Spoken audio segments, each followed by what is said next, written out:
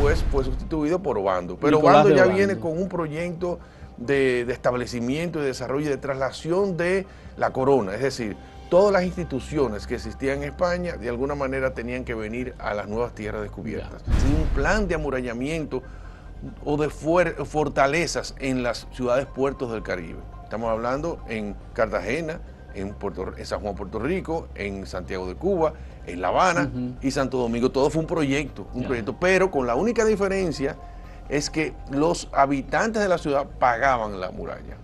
El fundador de la ciudad fue Obando, pero la imagen que tenemos de la ciudad colonial como tal, como un entorno definido y unas calles establecidas, unas plazas y unos edificios importantes, eso es de Diego Colón.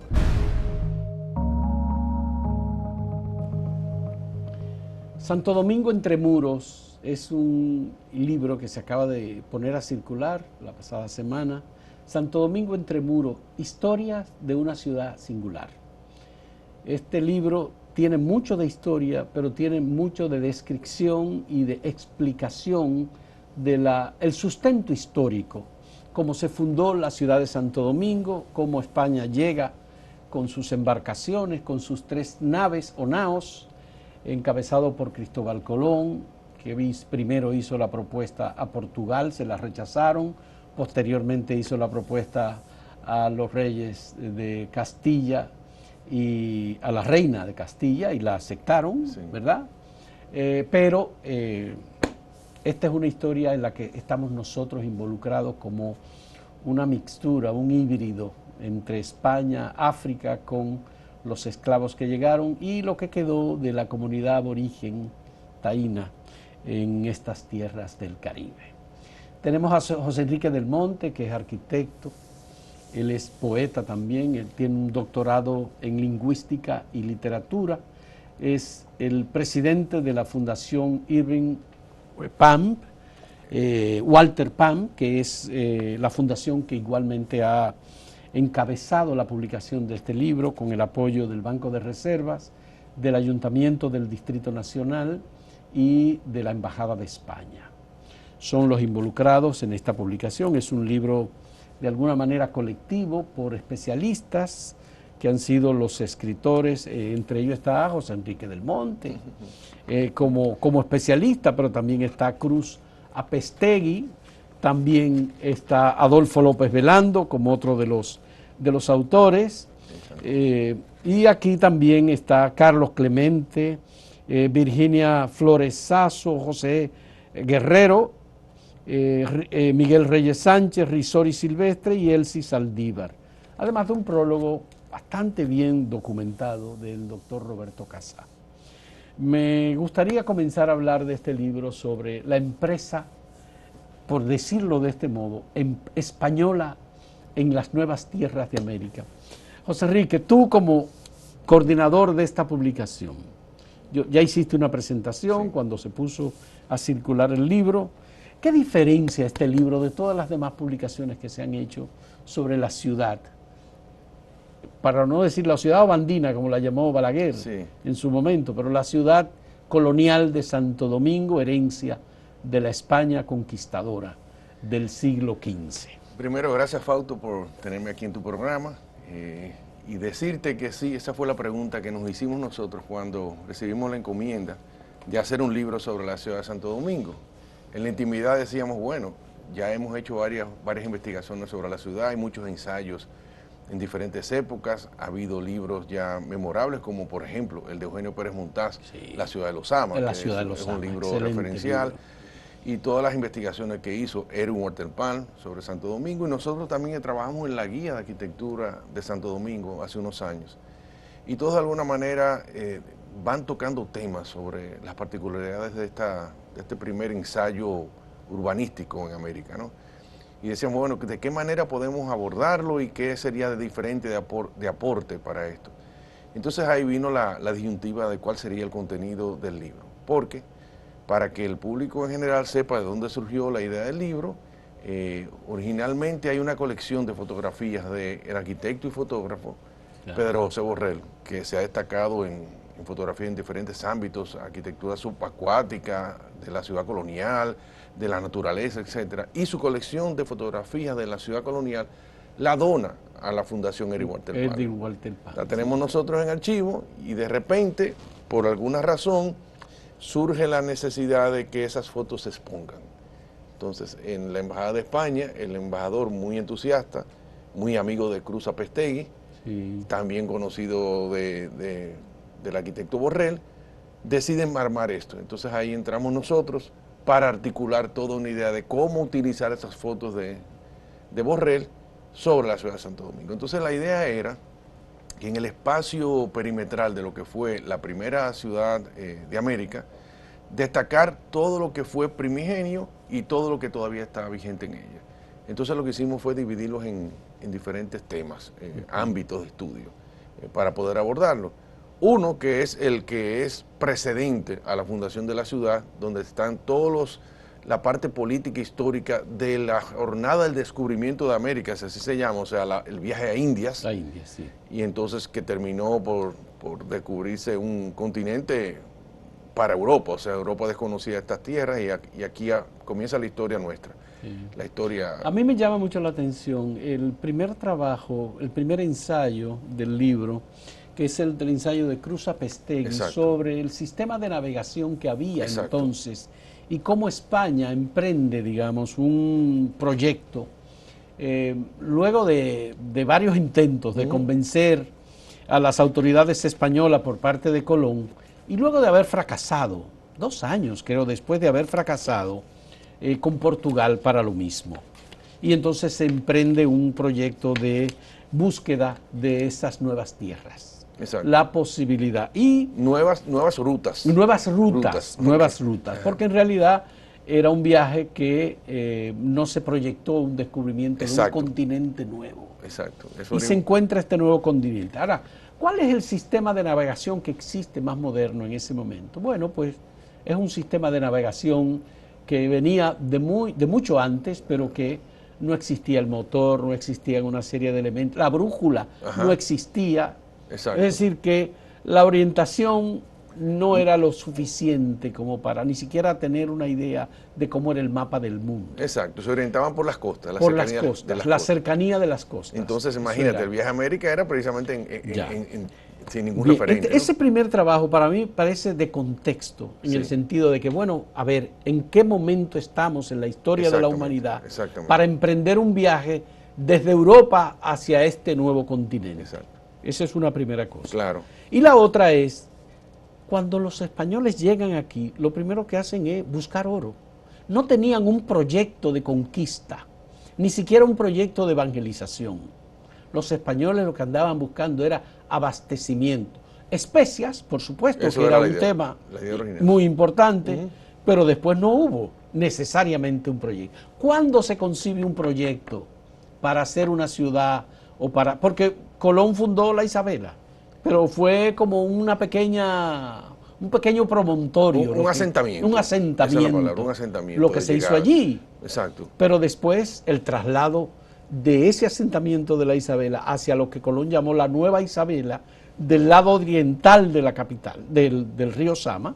Bueno, pues, ¿qué pasó? Sí. ¿Cómo es? Y inició por la Isabela, como sabemos, ahí en la costa norte, pero también entraron a la ruta de búsqueda del oro, generando una serie de puntos específicos, que es la famosa ruta de Colón, donde se fundó Santiago, donde se fundó Bonao, La Vega, etcétera. Y eso hasta ahí era más o menos lo que se tenía. Bueno, pero era como un tema de factoría. O sea, el sistema que existía hasta ese momento de llegar a un territorio desconocido, fundar un lugar donde abastecerte y ahí conquistar y buscar terreno donde tuvieran el oro o tuvieran las piedras preciosas. Eso era lo único que había. Pero además el oro parece que lo buscaban alrededor de los ríos. Sí, no había la profundidad de la búsqueda, o sea, entonces se agotaba muy pronto, ¿no? Y aquí había mucho oro, definitivamente. Había mucho oro. Y sigue habiendo mucho oro, sigue habiendo mucho Pero oro. Además, la otra cosa es que hubo varios viajes que los españoles hicieron cargando con la mayor parte de la riqueza que iban encontrando. Claro, entonces... El gran salto fue Santo Domingo, como tú lo mencionas. Colón no tenía la idea todavía de hacer una traslación del imperio. Colón lo que tenía era un lugar donde abastecer y mandar riqueza para la corona. Ya. Y él también tenía beneficio en ese sentido por las capitulaciones de Santa Fe. Pero hubo un salto después de Bobadilla, que fue el que sustituyó a Colón en la gobernación, donde de alguna manera ya Francisco Bobadilla. Ajá, que fue el segundo gobernador. El segundo gobernador que duró 2 años. Después de Colón. Después de Colón, y después fue sustituido por Obando. Pero Nicolás Obando ya Obando viene con un proyecto de establecimiento y desarrollo y de traslación de la corona. Es decir, todas las instituciones que existían en España de alguna manera tenían que venir a las nuevas tierras descubiertas. Hasta ese momento simplemente era un delegado. Colón era un delegado que estaba autorizado a explotar lo que encontraba y a rescatar todo lo que podía tener beneficio para la corona y llevarlo a la corona. Eso era todo. Bueno, ¿y cómo se descubre entonces este lugar del establecimiento de la ciudad tan distante completamente de la Isabela y la zona de Puerto Plata, en donde ellos estaban, porque era al otro lado? Al otro lado, pero parece que el mismo por Colón el Atlántico le dio instrucciones a Bartolomé de que había que buscar un asentamiento en la costa sur para tener los dos ejes de control. Y en la costa sur hicieron varias indagaciones, además de la historia del oro que estaba en San Cristóbal, pero el puerto, o sea, el puerto natural de la desembocadura. Parece que la historia que más se conoce o que más se acepta es la historia de aquel español que peleó con otro y le dio una puñalada. Miguel Díaz. Miguel Díaz, sí. Y que Miguel Díaz se fue huyendo y emparejó con una cacica. Esa es la leyenda. En la zona de Santo Domingo. De Santo Domingo, esa es la leyenda, y entonces aquí en esta zona él descubrió que había mucho oro en San Cristóbal, había unas en la minas zona de San Cristóbal. Y entonces por la cercanía, al cabo del tiempo, él dijo, pero esta es una oportunidad para que esta gente que está ansiosa del oro pueda asentarse. Hasta aquí y negoció su perdón, y vinieron y descubrieron que había unas buenas condiciones para eso. Entonces se estableció la Nueva Isabela. Se estableció el primer asentamiento del lado oriental del río, la margen oriental del río, porque había mejores condiciones. O sea, el puerto era más fácil, estaban contra los vientos, protección de las naves, que era una de las cosas que Colón buscaba, agua potable en abundancia de aquel lado, y eso fue el punto. Pero fue también un asentamiento deleble, un asentamiento de madera y paja y algunos elementos de piedra, etcétera, pero todavía no tuvieron una visión de ciudad. La sorpresa fue cuando Nicolás de Obando decide trasladar la ciudad. Cuando él llega, la historia recoge Nicolás de Obando llega en 1500, abril de 1502. 1502. Es el tercer gobernador. El tercer gobernador. Bien, y viene con un mandato. Viene con un mandato de establecer las instituciones y crear un asentamiento con carácter definitivo. Eso significa entonces que en España hubo conciencia de las autoridades de establecer una especie de ciudad transatlántica. Exacto, era como quien dice la capital del imperio en América. En América. Bueno, estamos aquí en ultramar. En ultramar. Entonces, bueno, se eligió Santo Domingo, pero él en vez de hacerlo en el lugar donde Bartolomé había hecho el asentamiento, por alguna razón que no está escrito, pero especulamos, decide, porque hay muchas especulaciones en las razones y que justifican el traslado. Pero porque del lado occidental de Lozama estaba establecido un lugar de aborígenes y había campos de cultivos. Y había incluso campos de cultivo de españoles que también ya tenían ahí abastecimiento de animales y también de yuca, sembradíos de yuca y de otros vegetales. O sea que también había un trasiego de mercancía de un lado para otro. Pero era también el lugar en donde el río salía al mar.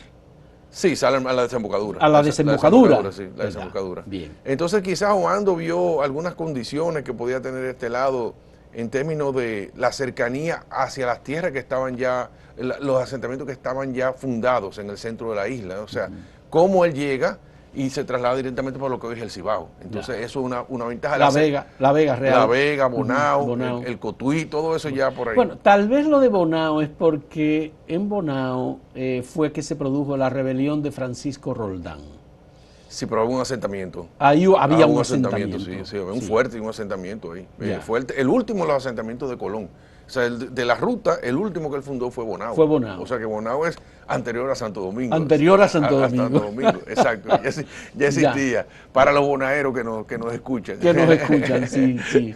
Bueno, entonces, en este proceso, la ciudad de Santo Domingo tiene una demarcación, tiene un trazado, tiene una dimensión de las calles, hay todo un trabajo, digamos, arquitectónico, obandino, en donde hay un concepto de ciudad y de instituciones. Y se comienza a construir la Catedral de Santo Domingo.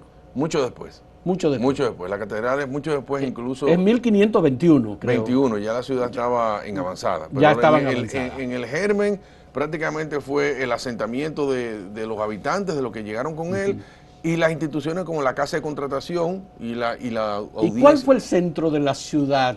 El centro original es en los alrededores, para que tú tengas una idea de donde está hoy el Museo de las Telecomunicaciones, el Indotel, ahí en la calle Emiliano Tejera, con Isabel la Católica, con Isabel la Católica. Casa del Cordón, Museo de las Casas Reales, la desembocadura, la salida al río, el inicio de la calle Las Damas. Ese fue el punto de arranque. No estaba ni en señales el Alcázar. El Alcázar no, eso era simplemente terreno Pero vacío. posteriormente, cuando llega Bartolomé Colón, establece su gran... Diego Colón, su residencia ahí en ese lugar. Sí, lo hace, pero también hay una razón política. Tú sabes que los Colón, habían partidos políticos en ese momento, habían los roldanistas, habían los obandistas, habían los colonistas, los de Colón. Y cuando llega Diego Colón, él entra en un proceso histórico, político, que estaban en desventaja. Aquí no lo recibieron bien. O sea, era como quien dice, volvieron los Colón. Y entonces él llega como virrey, como gobernador nombrado. Es el único caso de un virreinato en América. En América en ese momento. En ese momento. Después, geográficamente, se hicieron los virreinatos, pero a nivel titular, el primer virrey, bueno, fue Colón, porque Colón tenía el título de virrey, pero ya el que vino ya con esa... Lo asignaron con su título de virrey a Diego Colón, y Diego llega y va a la fortaleza de Santo Domingo, a la Torre del Homenaje, y se queda ahí. El alcaide mayor de la fortaleza andaba con Obando en el interior de la isla. Y cuando llega, entonces, Obando hace que Diego Colón salga de ahí, que no tenía potestad para ocupar ese terreno. Y Diego Colón sale y le entrega la fortaleza. Y se queda enfrente de la fortaleza en una casa provisional, pero él era amigo de Garay, porque Garay, Francisco de Garay era muy amigo de su papá, de Cristóbal Colón, entonces lo acoge en lo que hoy es la Casa del Cordón.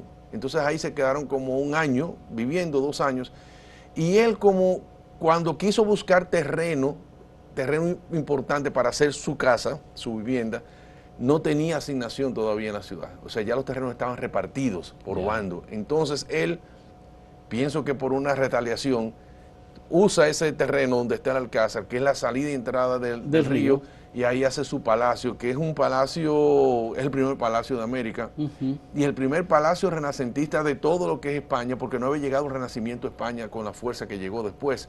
Entonces él compra esos planos en Italia, los mejores arquitectos italianos que ya hacían palacios, y esos planos los ejecuta en... Es lo que hoy se conoce como el Alcázar de Colón. Como el Alcázar de Colón, que era la casa de Diego Colón. Que era la casa de Diego Colón, que al final terminó en los siglos siguientes, porque hay un periodo, el siglo XVII es un periodo de bandolerismo, de piratería, de asalto a la ciudad, de abandono por parte de los españoles de la ciudad, hasta llegar a que cuando comienza incluso el siglo XX, todavía el Alcázar de Colón estaba abandonado. Totalmente abandonado. Comenzó ya en la década del 50, del siglo XVI, 1550 en adelante. Ya la familia comenzó a dejarlo, a irse para España, los nietos, esas cosas. Y quedó siempre ahí abandonado. La pregunta que siempre me hago es por qué no se rehusó. Pero es que siempre la familia lo tuvo como propiedad. Bueno. Después hubo proyectos que se iba a hacer otras cosas, una cárcel, etcétera, pero nunca se... Bueno, la gente piensa cuando va a la ciudad, este es el Alcázar de Colón, ahí lo estamos viendo en una foto del arquitecto Borrell. Hay otros autores de fotografías en el libro. Fernando Calzada. Exactamente, sí. Pero cuando uno visita la ciudad colonial, uno siente que el centro de la ciudad es el Parque Colón, porque está la catedral, porque está el Palacio Consistorial, y porque también hay unas casas que son republicanas. Que son importantes. El Palacio de Borgelá, por ejemplo, que está ahí, que son como aparentemente el centro de la ciudad. La primera calle que se trazó fue la calle de las Damas. Se entiende que las amigas de María de Toledo caminaban por ahí, por eso le decían la calle de las Damas.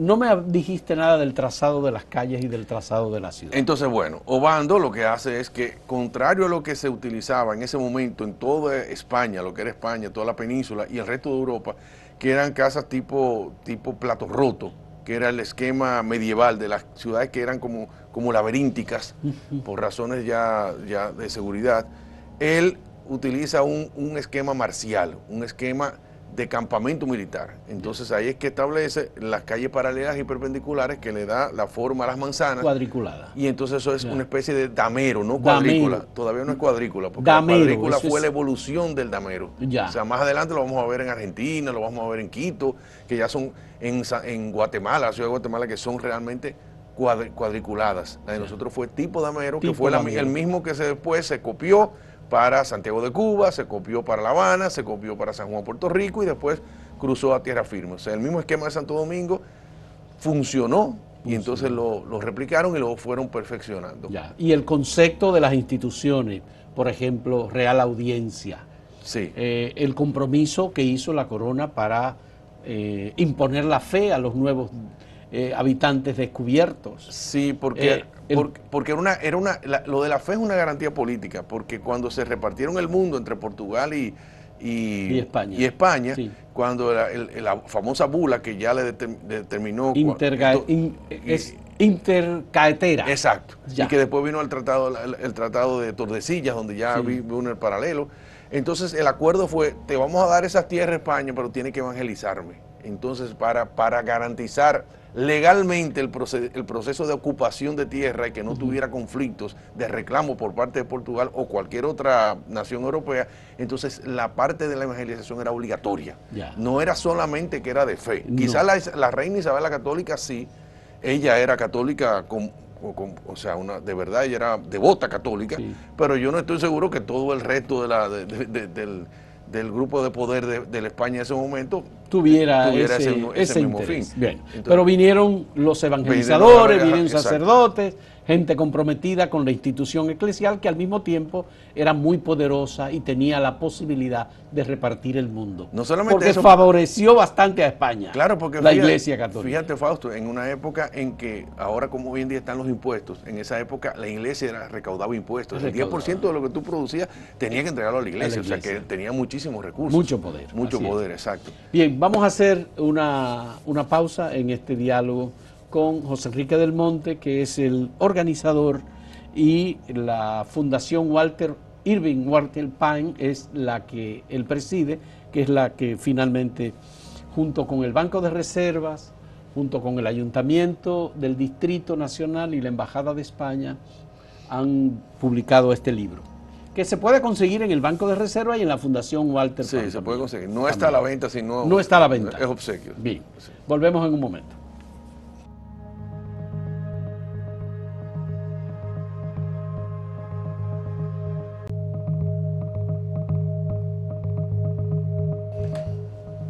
Bien, José Enrique, ¿cuándo es que la ciudad de Santo Domingo comienza a tener como centro la catedral, el Parque Colón, la Catedral Primada de América, el Palacio Consistorial y todo ese entorno, digamos, que configura ya una ciudad bien organizada, con unas autoridades, con una cierta seguridad, porque luego vienen, ya en 1570 y adelante, vienen los piratas, los corsarios, vienen los asaltos, Francis Drake acaba con todo. Los ingleses fueron terribles, criminales pero abominables, en definitiva, porque era hacer daño. Sí. Claro, fracasaron con Peña y Venable posteriormente también, en 1655, pero horrible lo que pasó. Claro. Cuéntanos, ¿cuándo esta ciudad comienza a tener el centro de la ciudad, esta parte relacionada con la catedral?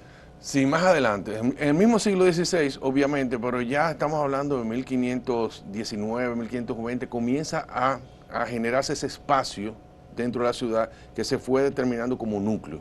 Ya. Pero anterior a eso, lo que hizo Obando fue trazar vías de comunicación en paralelo, pero con puntos específicos.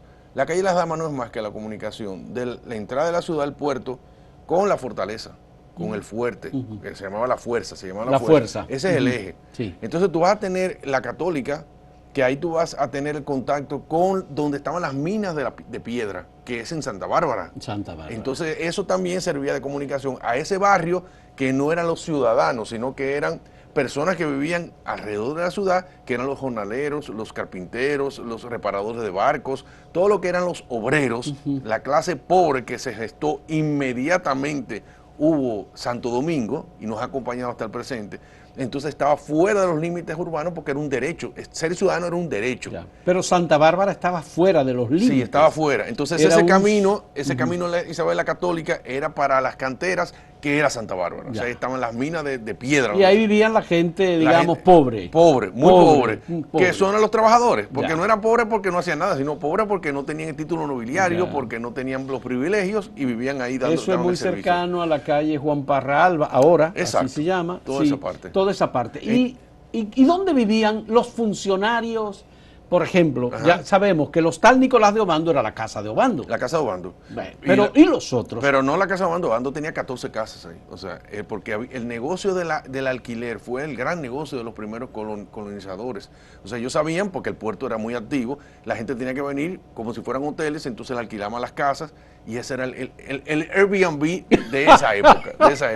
Y ahí estaba Colón, era uno de los, Nicolás de Obando era uno de los grandes trabajadores de ese mercado. Del mercado de alquileres, inmobiliario. Entonces ellos, la calle de las Damas era la calle principal y entonces teníamos la misma Isabel la Católica, era la segunda, la otra calle, en esa manzana precisamente donde está el Alcázar de Colón, entre la Emiliano Tejera y diríamos que la Luperón, esa parte por ahí era donde se vivía con mucha importancia.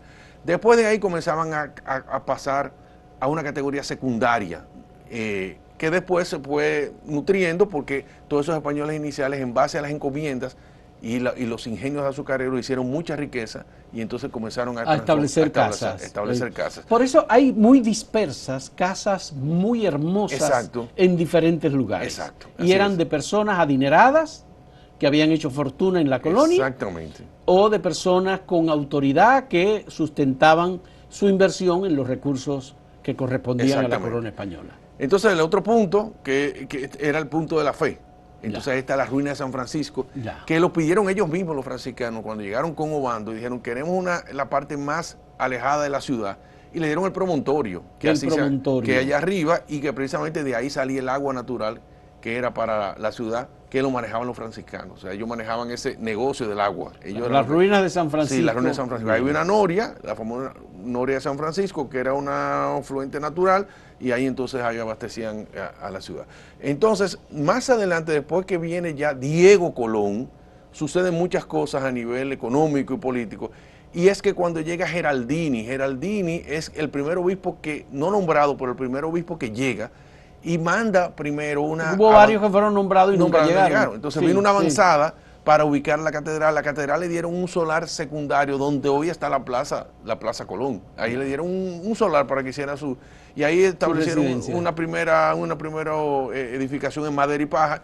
Y cuando Geraldini llega, que ve que hay ya mucha riqueza en la ciudad y que ya hay muchos edificios, entonces él ordena comprar otros solares más al sur, que es donde está la catedral, y ese espacio central entonces se lo vendió a la fuerza para que hicieran los ejercicios militares, y ahí se genera un espacio donde está la catedral, el ayuntamiento se coloca en la esquina y entonces ahí comienzan una serie de casas de funcionarios importantes a establecerse alrededor de esa plaza. Todo el mundo siguió las orientaciones que dejó Nicolás de Obando sobre el concepto de la ciudad. Sí, todo el mundo, porque había una regla muy clara.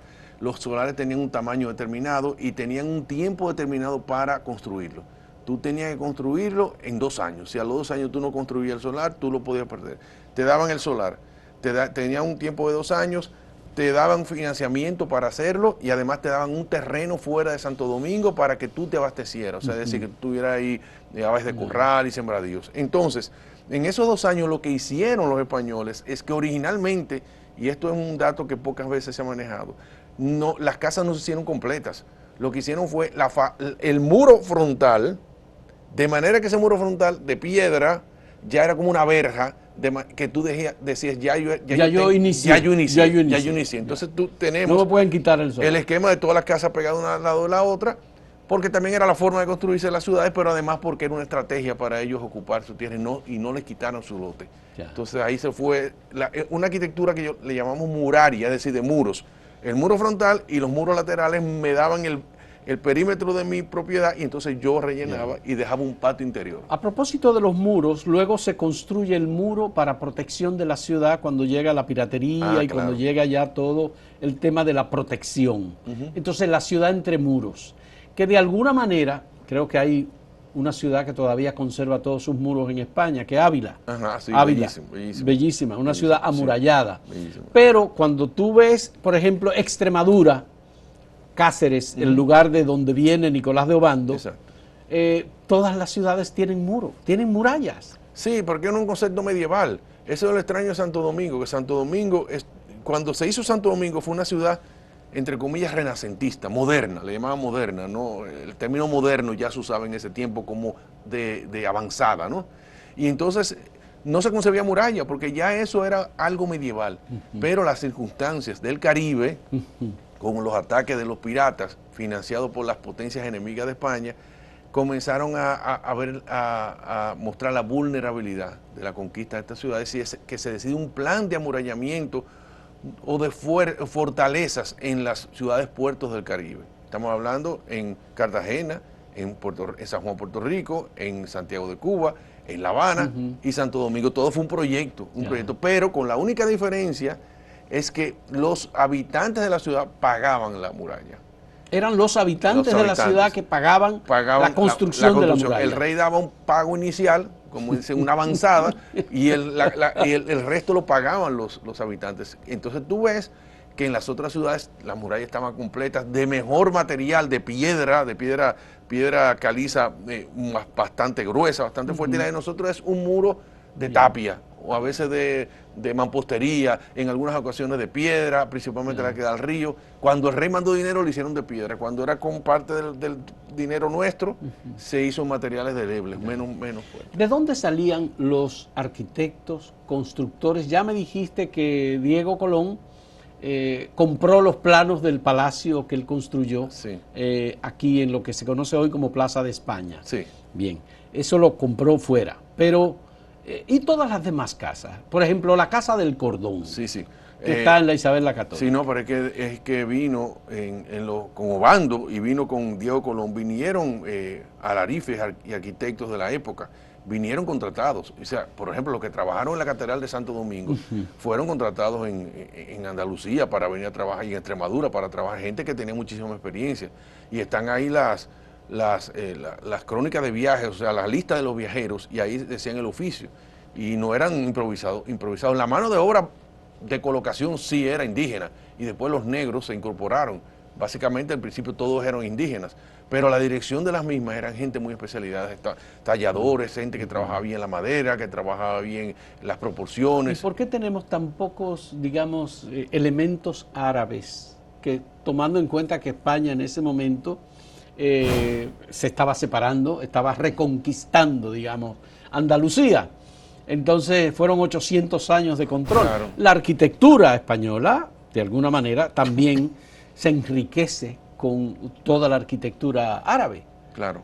¿Qué pasa? Que en Santo Domingo tenemos muy pocas cosas. Pero depende de lo que llamamos pocas cosas, porque yo creo que hay muchos elementos. Lo que pasa es que el conjunto no tiene un estilo árabe. El estilo, tú no puedes decir la catedral es árabe, porque no lo es.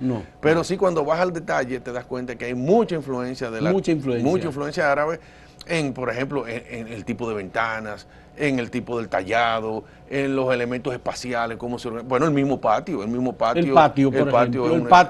nosotros le llamamos el patio español. Exacto. Le llamamos el patio español, pero no es español, es árabe. Es influencia árabe porque era la manera de refrescar, porque era un sistema de entrar y sacar el aire caliente de las viviendas. En Granada están las Cármenes. Exacto. O las Cármenes, que son las casas árabes en el barrio ese famoso. Nos falta el agua de los árabes, porque los árabes usaban mucha agua pero nosotros, como siempre tuvimos problemas de agua, en Santo Domingo siempre ha sido un problema, el acueducto nunca se llegó a construir, entonces aquí había muchos aljibes, pero no había posibilidad de tener mucha agua.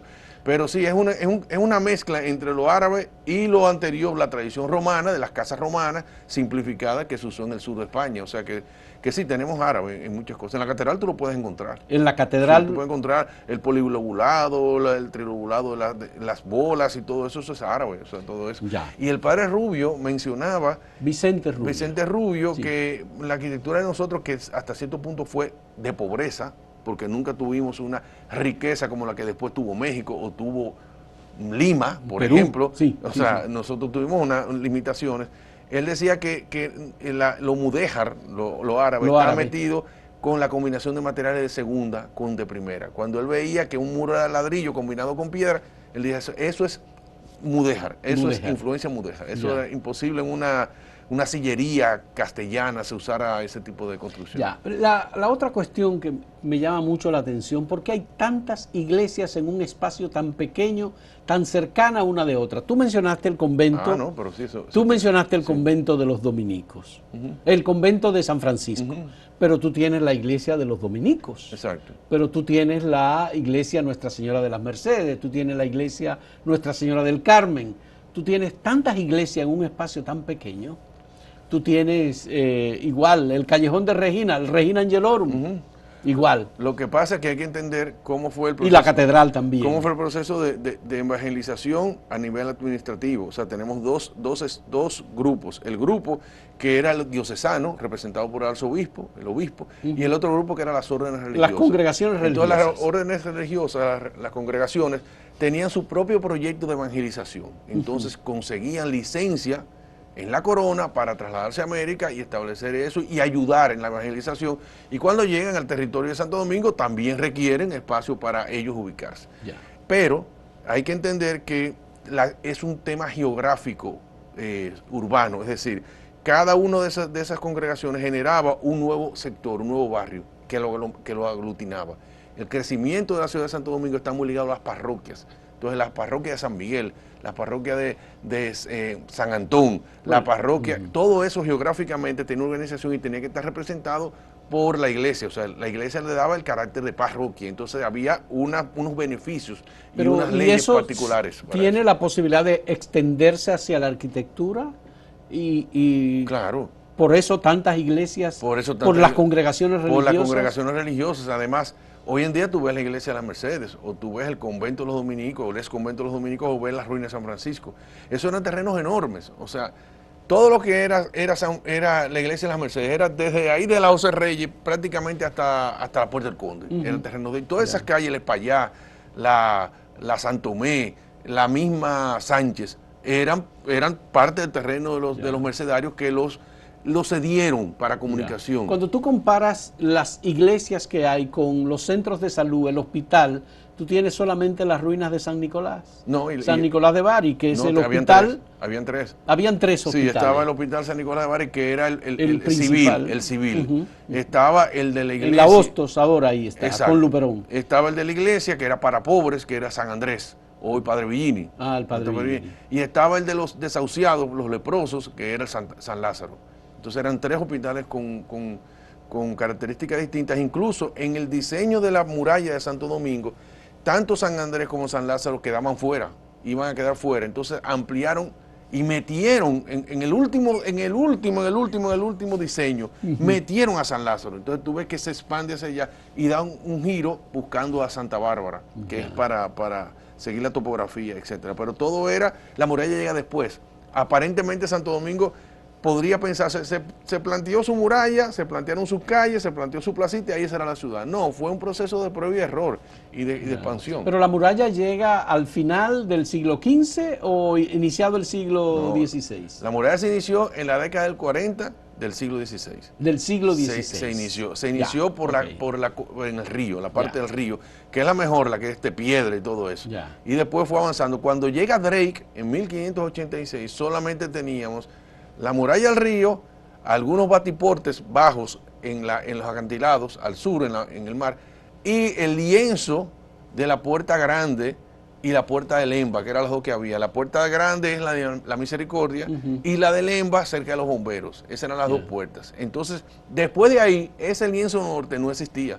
O sea, Drake llega, le hace el frente aquí a la ciudad, la gente se va, y él simplemente camina, da la vuelta y entra a la ciudad porque no había muro en la parte norte. Pero la gente pensó que Drake iba a estar poco tiempo aquí, como que eso era... La gente se fue de la ciudad. Sí, se fue de la ciudad. La ciudad fue prácticamente incendiada, pero Drake se quedó y se estableció, creo que tomó la catedral como su centro de operaciones. Claro, y hizo muchísimo daño porque era también un asunto de superposición de la iglesia anglicana contra la iglesia católica. O sea, también todos los símbolos del catolicismo había que destruirlos y él se encargó totalmente de eso. El daño mayor Bueno, eso fue el daño psicológico, pero el daño material que nosotros todavía echamos de menos es que quemó todos los archivos. Que quemó todos los archivos. Todos los archivos existentes. O sea, nosotros no tenemos, al menos debe haber alguna copia que todavía no hemos podido descubrir.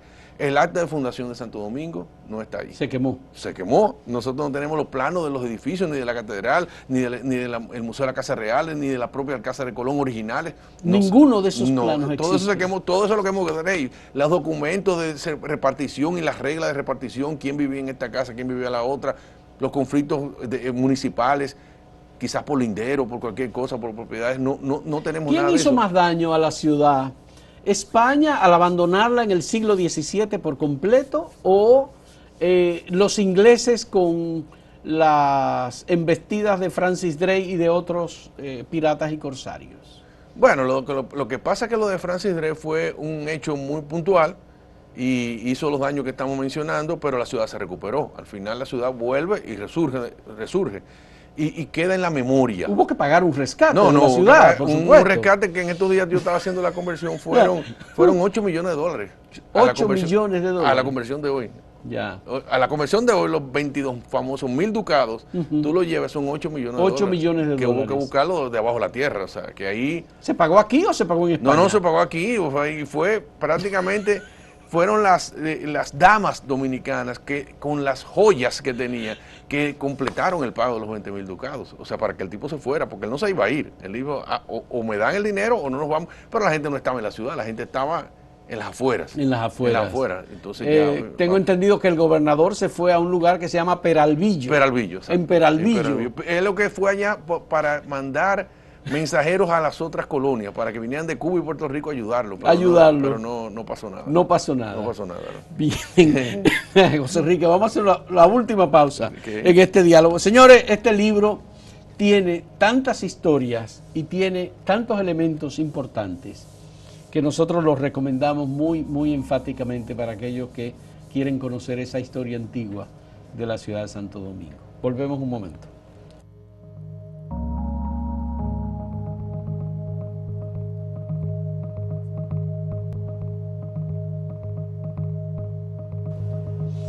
Reconozco que me he entusiasmado, José Enrique, con el libro, y tengo que decirlo, pero vamos a hablar del libro y de los otros autores. Está Miguel Reyes Sánchez, está José Guerrero, que es el director del Museo de Historia, que habla, ahí tiene un ensayo, creo que es el último de los ensayos, sobre el tema de la identidad del pueblo dominicano y cómo esa herencia española sigue siendo parte, junto con los esclavos africanos que finalmente se establecieron y que fijaron, digamos, estancia aquí, son parte de la identidad del pueblo dominicano de hoy.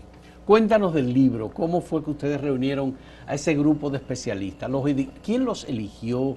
¿Cómo los escogieron? La Embajada de España, la Fundación PAM, ¿cómo fue que hicieron este trabajo? Bueno, cuando vino ya la encomienda de hacer el libro con las fotografías de Borrell, Cruz Apestegui, Pedro José Borrell inclusive, y yo nos juntamos varias veces para determinar el contenido que tenía que tener el libro, el enfoque primero que tenía que tener el libro, después cómo íbamos a organizar eso. Y entonces hubo una serie de propuestas de temas, se cohesionó el contenido y después se determinó quiénes iban a participar. Entonces, ahí sí hubo como un consenso de la Embajada de España. De la Embajada de España querían algunos nombres específicos y otros nosotros lo propusimos y al final se determinaron que fueran ellos. Carlos Clemente, por ejemplo, fue invitado porque había trabajado en los últimos estudios sobre la historia de la muralla de Santo Domingo, y a través de los trabajos de investigación que se hacen para el proyecto de rescate del centro histórico, con el proyecto del Banco Interamericano de Desarrollo y del Ministerio de Turismo, entonces está muy fresco eso, y era la persona como ideal en ese sentido. Risori Silvestre, porque estaba haciendo precisamente investigaciones sobre la casa colonial, ya la casa tradicional dominicana de esos años, entonces lo incorporamos. Virginia Flores Sasso, que ya había trabajado, es de las arquitectas que ha trabajado en la Catedral de Santo Domingo, en su restauración, su conservación, y que había hecho un libro junto con Esteban Prieto Vicioso sobre las iglesias católicas, los templos católicos en el país. ya había sido publicado y eso ya era una experiencia. Miguel, porque Miguel Reyes Sánchez quería trabajar con la parte de las instituciones, como las instituciones. Digo quería porque lo conversamos y entonces lo discutíamos y estaban a gusto.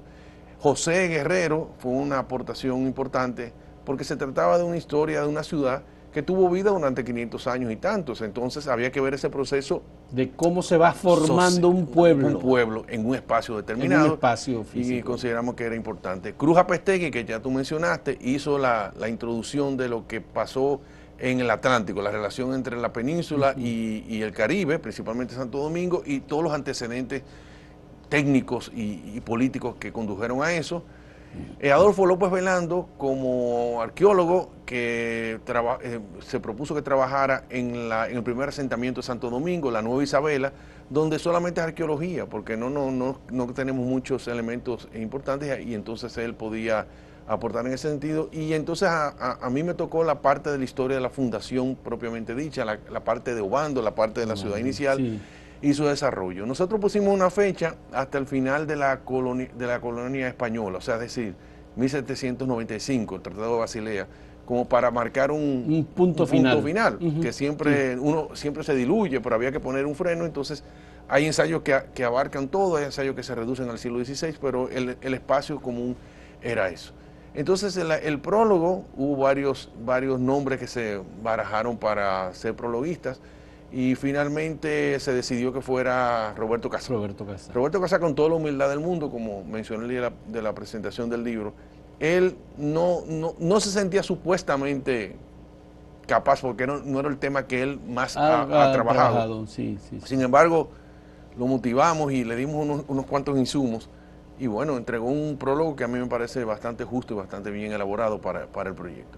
Ahí también tuvo mucho pie metido el propio embajador. El embajador Antonio Pérez Hernández. Él tenía mucho entusiasmo con este libro y nos llamaba cada rato para que diéramos cómo estamos avanzando.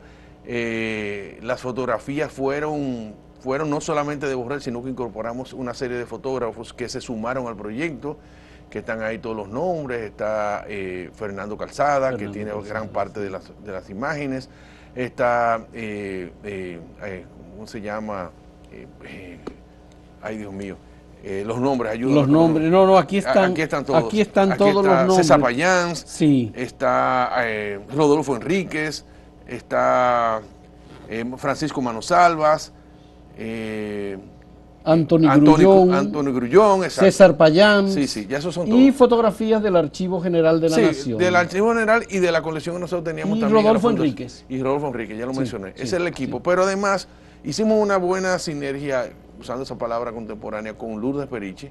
Lourdes fue la encargada del diseño, pero además fue como parte de la selección cuando nos juntábamos entre Cruz, ella y yo, para determinar lo que iba, lo que no iba, de los mapas importantes, buscar mapas en España, conseguir los permisos de toda esa reproducción, conseguir la calidad, porque una vez se obtiene la imagen, pero cuando tú vas a la edición de un libro de este formato y amplías, las fotos no tienen la calidad necesaria, había que tener ese cuidado. O sea que fue un trabajo en conjunto. ¿Y qué sigue a continuación, luego de este libro? ¿Qué es lo que va a ocurrir con la distribución del libro y los pasos siguientes? Sí.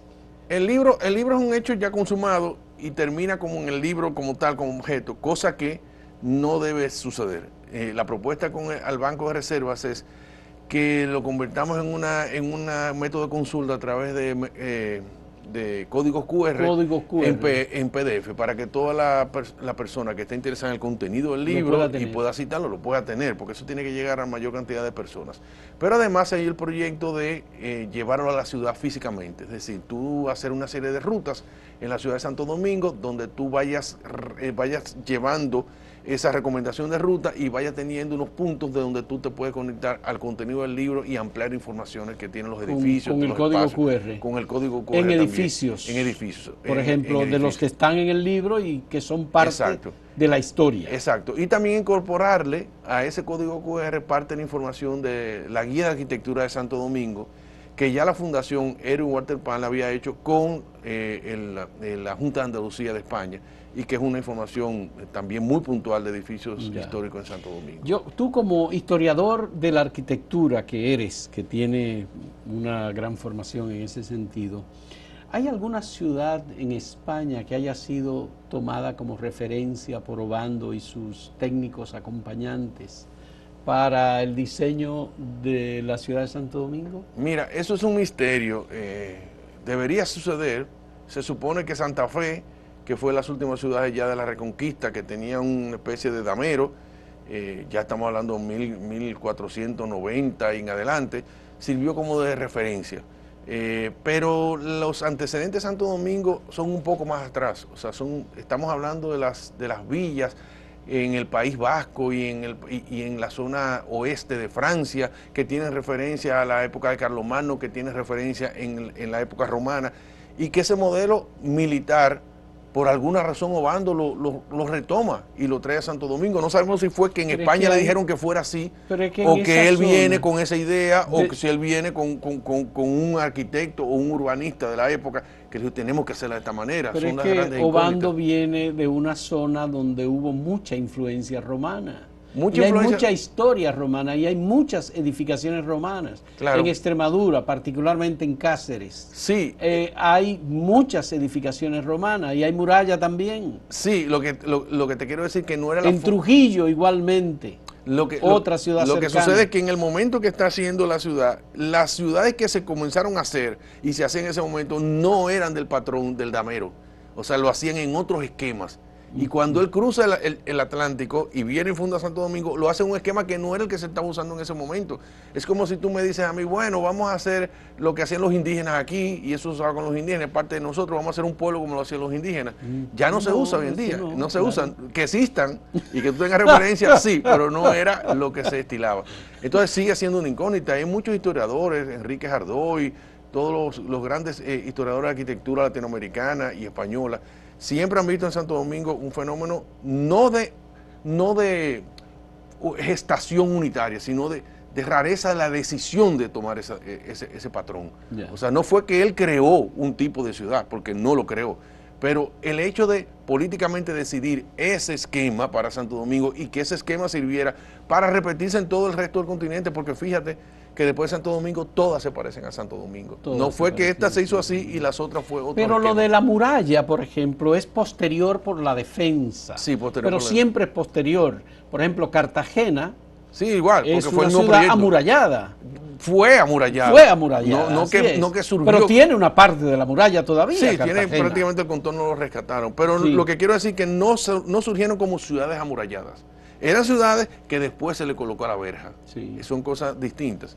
Por una necesidad. No por una concepción urbanística ni histórica puntual, sino coyuntural, por decirlo de alguna manera. Y entonces entre Cristóbal Colón, Diego Colón, Nicolás de Obando, Bobadilla, ¿quién es el creador de la ciudad? Bueno, el fundador de la ciudad fue Obando, pero la imagen que tenemos de la ciudad colonial como tal, como un entorno definido y unas calles establecidas, unas plazas y unos edificios importantes, eso es de Diego Colón. Eso es el periodo de Diego Colón entre 1509 y 1526. Es la época de oro de la ciudad de Santo Domingo. Es la época de oro de la ciudad de Santo Domingo. 1509 hasta 1526, cuando él muere. Esa es la época donde están las grandes edificaciones. Después, más adelante, el impulso sigue hasta la llegada de Francis Drake, prácticamente en 1586, porque ahí se hace la catedral, se hacen otra serie de edificios importantes, porque, por ejemplo, cuando tú ves la iglesia de Santo Domingo, que es el antiguo convento de los dominicos, que tuvo la iglesia, uno cree que eso se hizo en un principio, en 1510, cuando ellos llegaron. Sí. No, eso ya se hizo. Eso es posterior, esa es la época republicana. No, se hizo en el siglo XVI. En el siglo XVI. Pero ya después de 1540, 1550, comenzó a establecer y siguió creciendo. No eran obras que se terminaban, sino que fueron avanzando. Además, sufrieron modificaciones por el abandono, por terremotos, porque no venían los fondos necesarios. Y hubo que reconstruirlo. En el siglo XVIII, cuando vino con un resurgimiento económico para la colonia, La mayoría de los templos se le pusieron las bóvedas de piedra o de De ladrillo. piedra, ya. Y entonces Eso cambiaron posterior. Todavía en el periodo colonial, pero posterior. Ya, los techos eran de qué? Madera y paja. Madera y paja. O teja. O teja, pero se deterioraban y entonces ahí que se caían y era un desastre. O provocaban incendios, por ejemplo. Provocaban incendios, sí, también. O Drey que las quemó. O Drey, sí, que por supuesto, sí, sí. Y en el caso de las iglesias, ¿los techos eran iguales o eran ya conceptos como el que tenemos hoy día? No, en el caso de las iglesias, esos techos que vemos son del siglo XVIII o finales del XVII. Esos son inversiones posteriores, como para ya resolver el problema de la techumbre. Ya. Y entonces eran estilos distintos. Tú ves ahí bóvedas de cañón, bóvedas de crucería, cúpulas, etcétera. Depende del arquitecto que trabajaba en ese momento. Qué bien, muchas gracias. El arquitecto más famoso fue Rodrigo de Liendo. Ese fue el que hizo. Rodrigo de Liendo. Fue el que más trabajó en la ciudad colonial de Santo Domingo. Bien, muchas gracias, José Enrique, muchas gracias, de Liendo, por esta interesante conversación.